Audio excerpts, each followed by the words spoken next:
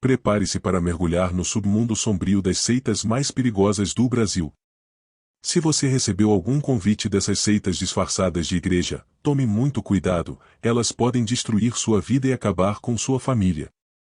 Então, sugiro que preste atenção em cada detalhe que eu lhe disser, antes que seja vítima de uma lavagem cerebral, e levado como prisioneiro numa seita de controle mental.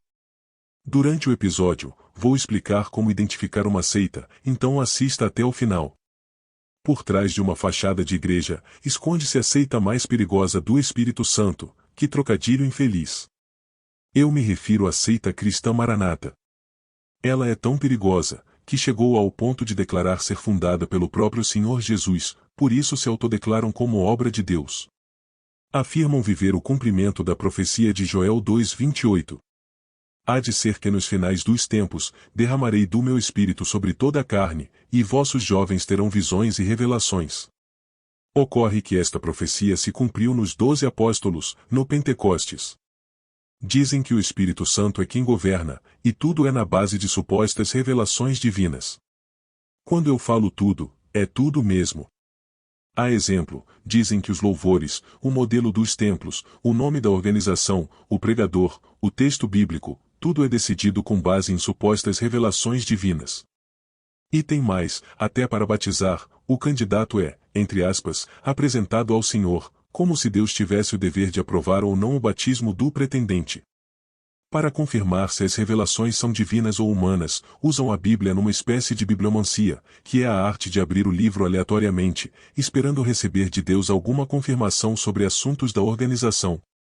Em outras palavras, tudo não passa de misticismo, e os tais dons espirituais são de natureza genérica, impossível de identificar os beneficiados com a graça divina. Em exemplo, é a revelação a respeito das necessidades dos visitantes. Deus costuma revelar que alguém passou um problema durante o dia, mas Ele está libertando aquela pessoa. Ou ainda, que há uma mulher a qual tem orado muito ao Senhor por um problema pessoal, Deus está atendendo a oração. Os irmãos costumam dar glória a Deus e aleluia quando ouvem esse tipo de revelação. Para finalizar os exemplos, um pastor por nome Marcelo Ferreira, durante um seminário, o pastor disse ter visto Jesus jogando futebol com os jovens. O Messias atuava no gol, a contragosto dos rapazes. Em dado momento, diante do ataque da equipe adversária, Jesus pulava e pegava todas as bolas, o que surpreendeu os jovens. Mulheres são proibidas de subir no que chamam de altar. Elas são vistas como seres inferiores, e devem ser submissas aos maridos. No entanto, elas doam semanalmente os arranjos florais que ornam os púlpitos, e sem que isso seja abatido em seus dízimos. E por falar nisso, você que acredita que a Maranata não cobra os dízimos, aqui está uma prova. Esta é a famosa ficha de obreiros, onde são coletados os dados para candidatos a cargos eclesiásticos. Na seção intitulada Vida Espiritual, o item 7 questiona se o candidato é dizimista fiel. A Maranata engana os visitantes quando afirma que lá dentro, nunca se ouvirá falar em dinheiro. O fato de não realizar coletas de dinheiro em público, não significa que não haja cobrança. E tem mais, até instrumentos musicais, bebedouro e ventiladores, em muitos casos, são comprados pelos próprios membros, sem que isso seja abatido em seus dízimos. Eles são adestrados para serem servos devedores, na linguagem local. No mais, a seita exige dedicação exclusiva de domingo a domingo, e a isso chamam de obra como forma de vida. É proibido ir em outras organizações religiosas, ainda que sejam igrejas tradicionais como a presbiteriana e batista, por exemplo. Mesmo que seja um casamento de algum amigo ou familiar. Contudo, os fiéis são incentivados a convidar para os cultos membros de outras organizações, especialmente seus familiares. As orações devem ser iniciadas clamando pelo sangue de Jesus, sem mencionar isso, os pecados não podem ser perdoados. A Maranata afirma que as outras organizações religiosas não entenderam a obra de Deus e por isso não possuem a revelação que eles alcançaram. E que um dia, Deus levará para a Maranata todos que serão salvos. A Bíblia é considerada como letra morta, sendo necessário ter o Espírito Santo para interpretá-la, o que é, segundo eles, exclusividade da Maranata. Por fim, é proibido manter laços sociais com ex-membros, independente do motivo do desligamento. Os dissidentes que ocupavam funções ou possuíam certo destaque, são ridicularizados nos púlpitos, taxados de caídos, sem salvação. Os membros não devem manter contato social com eles. Mas caso decidam voltar, a maioria nunca mais voltará a ocupar funções eclesiásticas, uma espécie de punição. É fato que a respeito do ostracismo, alguma coisa tem mudado nos últimos meses, especialmente devido ao nosso combate aqui na internet.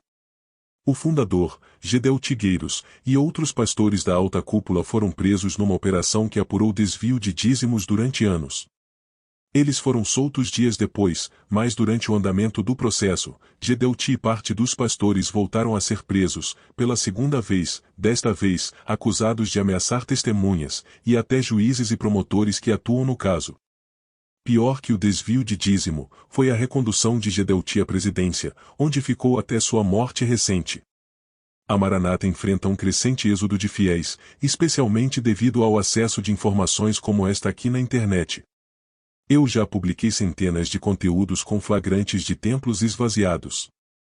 Pior que a cobrança de dízimos, é a falta de prestação de contas, que mesmo após os escândalos, continuam sendo escondido dos fiéis.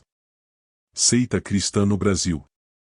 A segregação de mulheres cristãs é tão parecida com a Maranata, que eu as apelidei de seitas gêmeas. Elas se parecem muito, pois seus cultos são conduzidos por supostas revelações, onde Deus revela os textos bíblicos. É proibido estudar a Bíblia, assim como a Maranata ensina a viver pelo que chamam de revelação. Sua fundação também está baseada numa suposta revelação divina, onde Luís Franciscon teria recebido de Deus a incumbência de fundar a religião verdadeira.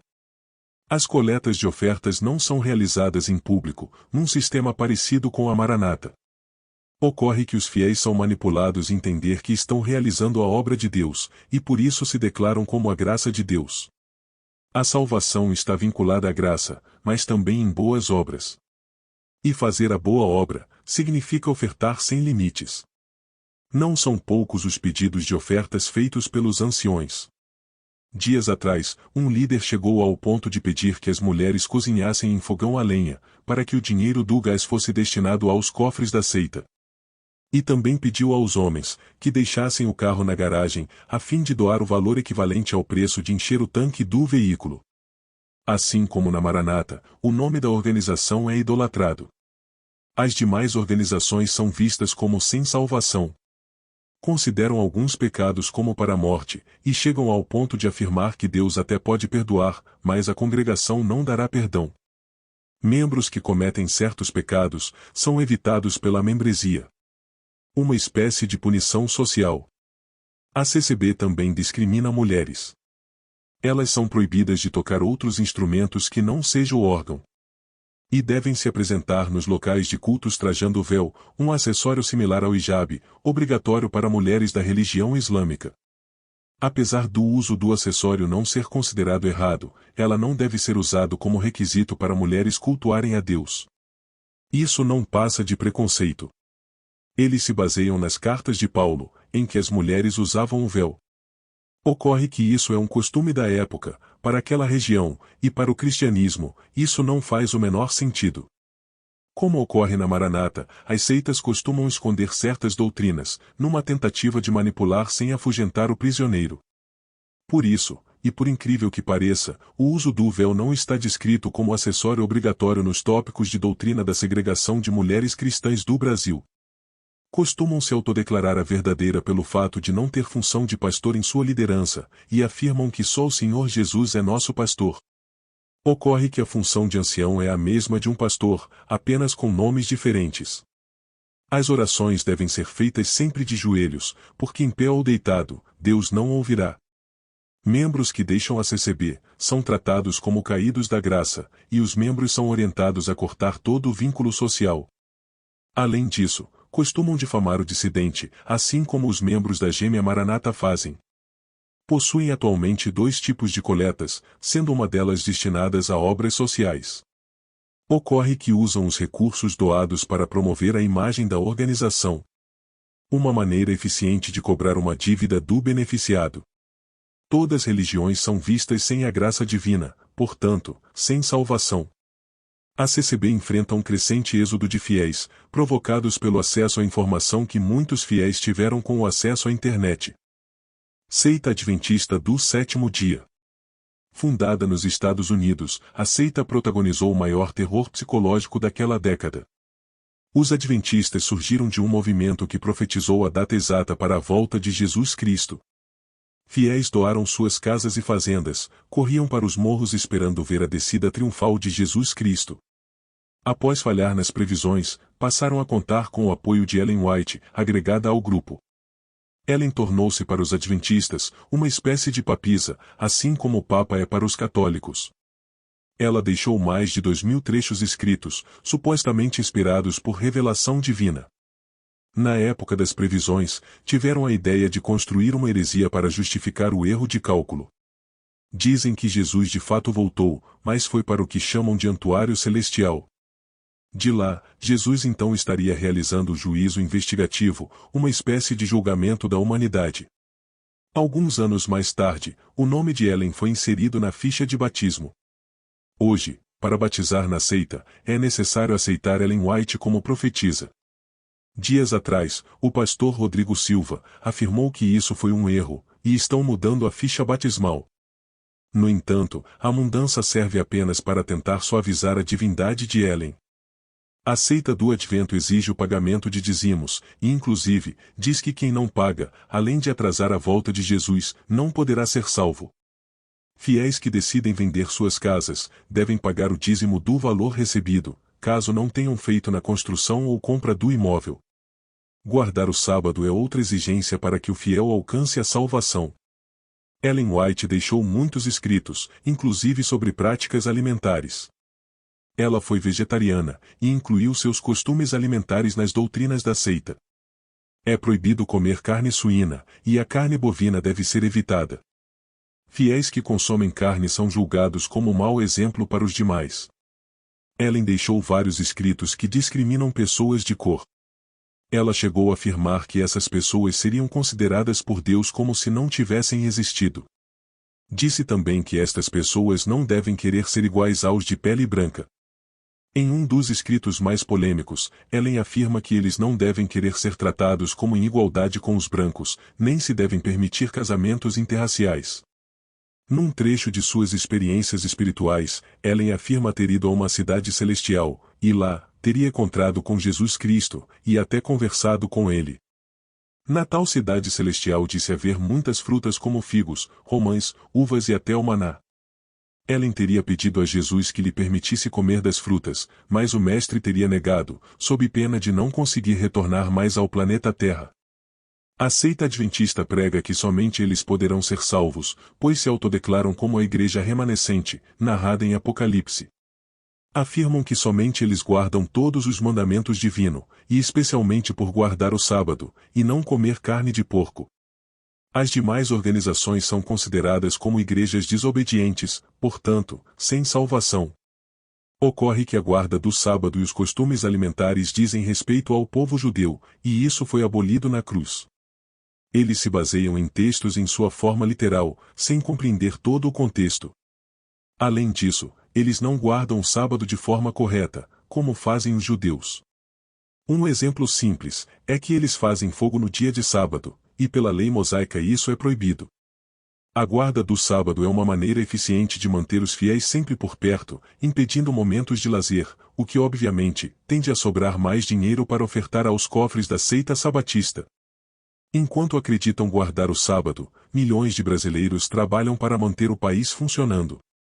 Eu não sei como fariam a escola sabatina, caso os trabalhadores do metrô, posto de combustível, companhia de água e luz, telefone, bombeiros, polícia, médicos, também resolvessem cruzar os braços. Os poucos membros que trabalham aos sábados nos hospitais adventistas são constrangidos a doar o valor do dia de serviço. A seita das testemunhas de Jeová não ficam atrás quando o assunto é aprisionar incautos. Fundada nos Estados Unidos, a seita causou pânico na sociedade ao declarar que o Armagedon ocorreria em 1914. Fiéis no mundo inteiro doaram seus bens ou venderam suas casas e fazendas, esperando o grande dia de Jeová. Como falharam na previsão, tornaram a marcar mais novas datas, num total de 7 previsões até 1975.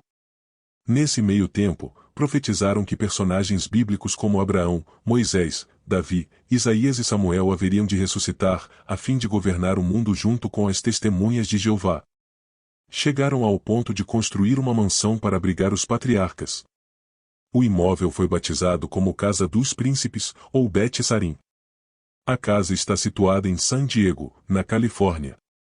O fundador da seita, Charles Russell, ainda esteve envolvido em outra polêmica, quando teria vendido a fazendeiros locais um trigo que ele chamou de milagroso, com alto rendimento produtivo. Ele foi obrigado a reembolsar suas vítimas. Antes disso, Russell divorciou-se de sua mulher, Maria, porque ela estava interessada em ganhar mais espaço na administração da empresa lucrativa que imprime as revistas da Torre de Vigia. As testemunhas de Jeová são acusadas em todo o mundo, por proteger homens que praticam aquilo contra os pequenos. Em sua maioria, homens que ocupam cargos de liderança. Muitos dos atos foram praticados dentro dos salões do reino. Os números de vítimas é tão alarmante, que a seita possui um regimento interno para tratar o tema. E pasmem, as vítimas são desencorajadas a denunciar seus algozes polícia, sob a justificativa de não expor o nome de Jeová. O caso é tão sério, que hoje temos um trabalho para ajudar as vítimas da seita. Se você precisa de apoio jurídico ou psicológico, por favor, entre em contato que vamos te ajudar. A seita de Jeová foi banida da Rússia, sendo proibida qualquer manifestação da organização. Na Noruega, ela perdeu o status de religião, tornando-se uma entidade informal. Dentre as principais heresias da seita, está a proibição de seguir carreira policial e até de se alistarem nas forças armadas. Eu fico me perguntando, por que são beneficiados como a segurança pública? O que fazem quando um bandido lhe rouba um carro, não usam o serviço da polícia? São proibidos de votar nas eleições, e não se envolvem com a política. No entanto, vivem num mundo governado por ela. Proíbem comemorar aniversários, festas de Natal, Páscoa e qualquer festividade do calendário. Consideram que tais eventos são de origem pagã, por isso não participam. Contudo, as alianças de casamento também são oriundas do paganismo, eles as utilizam. Se analisarmos profundamente, muitos proprietários de indústrias alimentícias estão envolvidos com cultos pagãos ou participam de religiões contrárias aos dogmas da seita de Jeová. E será que eles consomem esses produtos? Deveriam morrer de fome, e não negar o nome de Jeová. Além disso, não faz sentido proibir uma criança de comer um ovo da Páscoa ou de cantar parabéns para os coleguinhas na escola. Mas os adultos podem dançar pagode e tomar uma cerveja, isso Jeová permite. As comemorações de aniversário estão sendo liberadas, dado a pressão que nós estamos fazendo por aqui. Já pensou em quanta gente deixou de ser feliz antes da regra mudar? As testemunhas de Jeová costumam mudar as regras quando entende que os números estão caindo. As mudanças vêm carregadas com o discurso de que Jeová enviou uma nova luz, um novo entendimento. Outra prática é o ostracismo, que consiste em isolar socialmente os membros, mas de maneira muito pior que as seitas gêmeas. Pais chegam a expulsar de casa os próprios filhos, caso decidam deixar a prisão mental. Casais são orientados a conversar o mínimo, se algum deles deixar a organização. Aí já viu, né? O lençol da cama está sempre esticado. Eles possuem uma Bíblia na versão própria, se é que podemos considerar uma Bíblia.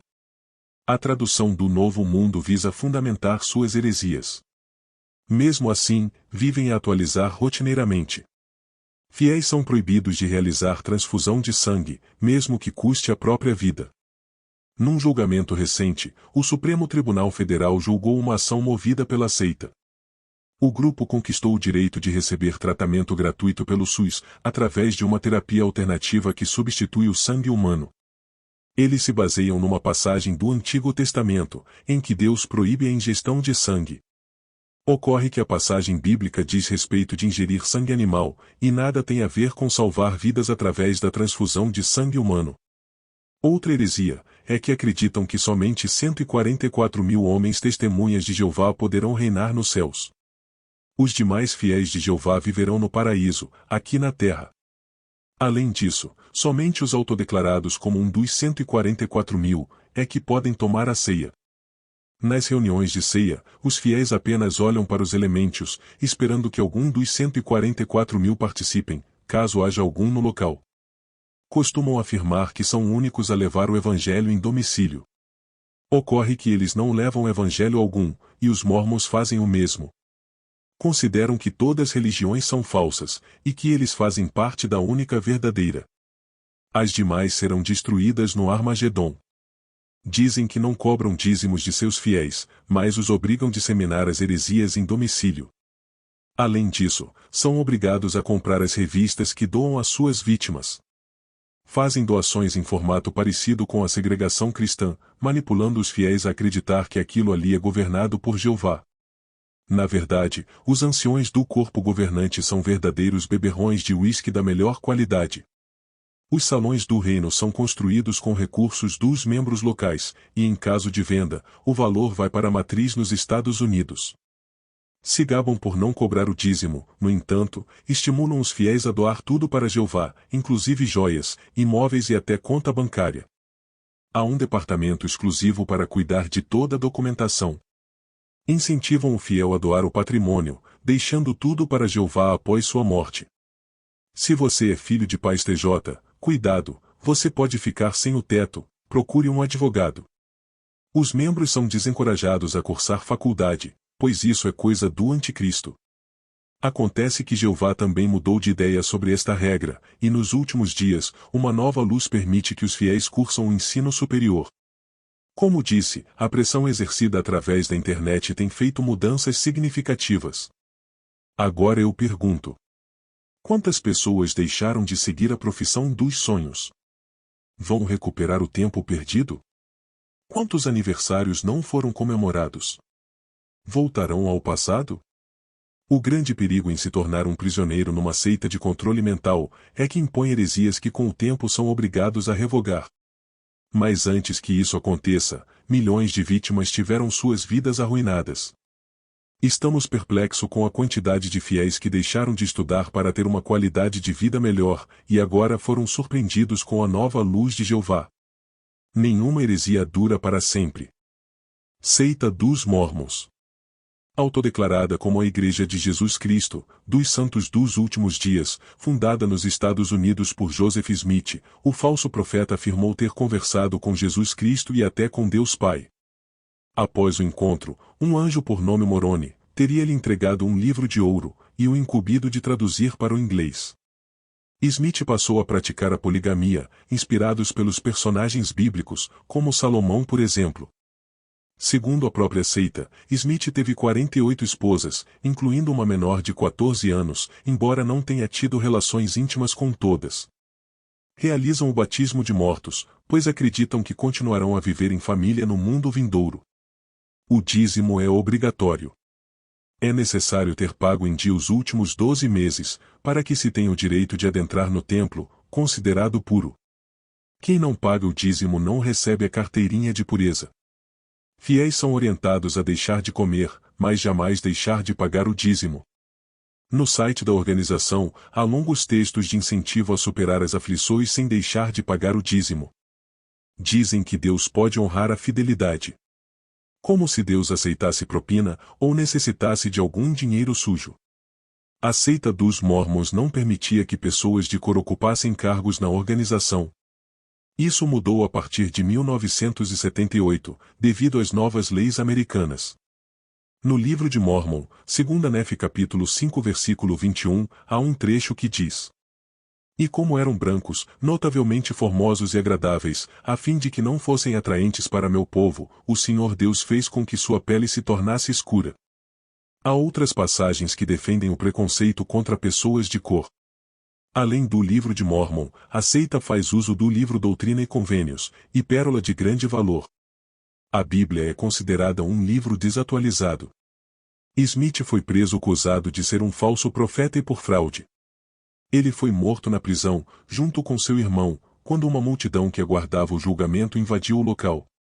Os pequenos Mórmons são ensinados a guardar o dinheiro da mesada, para que possam rodar o mundo levando a mensagem da seita. As viagens internacionais são bancadas do próprio bolso. Ainda hoje, muitos fiéis do mormonismo vêm ao canal dizer que não há problema que o homem viva a poligamia. Tratam as mulheres como objetos. Alimentos que contêm cafeína como Coca-Cola são proibidos, além do álcool e tabaco. Praticam ostracismo contra ex-membros. O grupo construiu um império avaliado em bilhões de dólares. É uma das seitas mais ricas no mundo, eles possuem imóveis espalhados por todo lugar, especialmente nos Estados Unidos. Seita pentecostal Deus é Amor. Fundada por Davi Miranda, o falso profeta disse ter recebido de Deus uma revelação para fundar a Deus é Amor. Assim como nas demais seitas, é exigido frequência diária nos cultos e eventos. Fiéis são obrigados a pagar o dízimo, e quem não paga é considerado em pecado. São dezenas de campanhas todos os meses, com o propósito de tirar dos mais simples o dinheiro que mantém a família Miranda. Mulheres são proibidas de usar calça ou roupas consideradas mundanas. Além disso, elas não podem cortar o cabelo e até mesmo se depilarem. O namoro do casal é sempre no escuro, e muitos costumam dormir de roupa comprida, para não ser pego desprevenido na volta de Jesus. Homens são proibidos de usar bermuda e até de manter a barba. Na verdade, assim como nas outras seitas, essa estratégia é usada para que o fiel não gaste dinheiro com o que chamam de vaidade. O propósito é para que sobre mais para ofertar. Todas as religiões são consideradas como sem doutrina, portanto, sem salvação. Os cultos são um verdadeiro show de falsas revelações e gritaria com direito a reteté. É comum vermos entidades de cultos afro descerem nos cultos do Davi Miranda. No entanto, o que predomina são as falsas revelações, como ocorre nas seitas gêmeas. Após a morte de Miranda, a família se dividiu ainda mais na disputa pelo poder. Vários escândalos culminaram num racha entre irmãos, tias e sobrinhos. A seita ficou conhecida como Deus é Pavor, dado o grau de rigidez de suas heresias.